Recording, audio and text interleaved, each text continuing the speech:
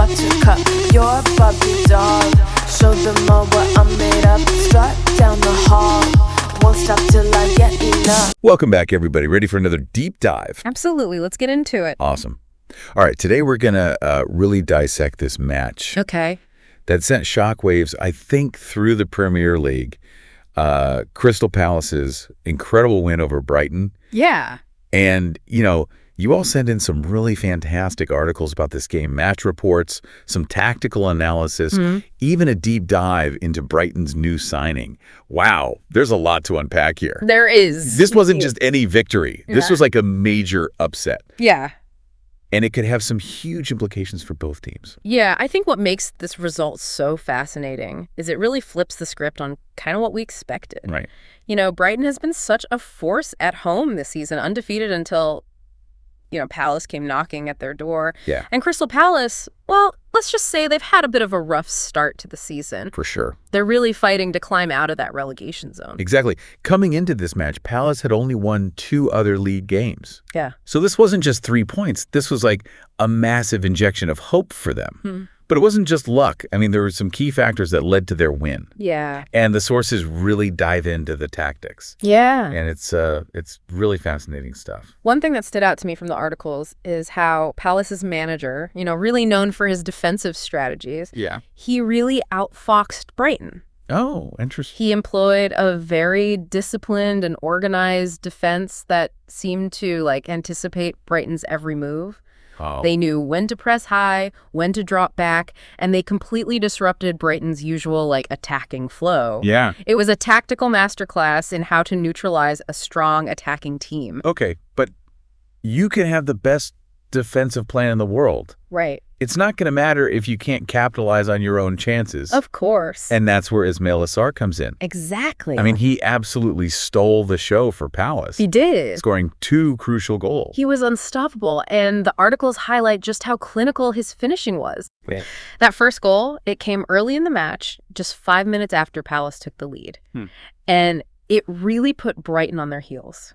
Oh, wow. It shifted the momentum completely, forced Brighton to chase the game, which isn't their usual style at all. No, not at all. And it's interesting how one early goal can completely change the psychology of a match, right? Absolutely. Brighton used to dictating the pace. Yeah. Suddenly they're scrambling to catch up. Yeah. And speaking of that opening goal, Trevoh Chalobah's strike. Yes. Thing of beauty, I mean. Oh, yeah. He found the back of the net in the 27th minute. Uh-huh. And you could almost feel that collective gasp from the Brighton faithful. Yeah. The first time they had trailed at home all season. Right. And the sources mentioned how Brighton, despite, dominating possession early on, they just couldn't penetrate Palace's defense. Interesting. They had several chances, but Palace's goalkeeper made some incredible saves. Right. And their backline was incredibly disciplined. One article even pointed out that Brighton completed over 600 passes in the match. Just 100. But very few of them were in truly dangerous areas. So they were passing for the sake of passing almost. Yeah, kind of, yeah. Can see why that would be frustrating for Brighton fans. Yeah, definitely, yeah. Yeah, it's like they were trying to unlock a door. Yeah. But they didn't have the right key. Right. Palace's defense was a fortress, and Brighton just couldn't figure out how to crack it. They even had a goal disallowed in the second half, right? They did. Due to a foul in the build-up. Yeah. Which really must have just compounded their frustration. Absolutely. And you could see that frustration kind of building throughout the match. Yeah. They kept pushing for that equalizer. But Palace's defense held strong. Right. And then, as if to add insult to injury, Right. Sarr scores his second goal in the final 10 minutes. Oh, man. Talk about a dagger to the heart. The sources describe that second goal as a perfect counterattack. Yeah. Palace absorbing Brighton's pressure, then hitting them on the break with devastating speed and precision. Yeah. It pretty much sealed the deal at that point. It was a clinical finish, and it really highlighted the difference in effectiveness between the two teams on the day. Yeah. Brighton had plenty of possession, but Palace was far more decisive in that final third. Right. Brighton did manage a late consolation goal. They did. But it was too little too late. Way too little too late. Now let's talk about the fallout from this match. Yeah. You mentioned that Palace was fighting relegation. This win must have been huge for them. Absolutely. This win catapulted them 4 points clear of the relegation zone. Wow. Giving them some much-needed breathing room. Yep. And perhaps even more importantly, it gave them a taste of what they're capable of. Right. They prove they can beat a top team, Yeah, and that kind of confidence can be contagious. So you're saying this win could be a turning point for Palace? It's certainly possible, but the real test will be how they handle their upcoming matches. The sources point out that they face a daunting challenge next, a doubleheader against Arsenal. First in the EFL Cup quarterfinal, and then in the league. Wow, talk about going from the frying pan into the fire. Arsenal is a completely different beast compared to Brighton. Yeah. How do you think Palace will approach these matches? That's the big question, isn't it? Yeah. Will they ride the wave of confidence from the Brighton win and try to play an attacking game against Arsenal? Right. Or will they revert to a more defensive approach, trying to contain Arsenal's firepower? Yeah. It'll be fascinating to see what tactical decisions Palace's manager makes. For sure. Now let's shift gears and talk about Brighton. Okay. This loss must have been a tough pill to swallow. Yeah. Especially after such a strong start to the season. Definitely a setback. Their first home defeat of the season and their 4th overall. Yeah. But they have a chance to bounce back quickly when they face West Ham, a team that's been struggling lately. Right, so this is a crucial match for Brighton. They need to regain their momentum and prove that this loss to Palace was just a blip on the radar. Exactly. They need to show they can handle adversity and come back stronger. Now, there's another layer to this story that we haven't touched on yet. Okay. And that's the arrival of Brighton's new signing, Diego Gomez. Right. He's joining them in January from Inter Miami. Yeah. And the articles are buzzing about his potential impact. This is where it gets really exciting. Yeah. Gomez is a highly rated young midfielder who could add a whole new dimension to Brighton's attack.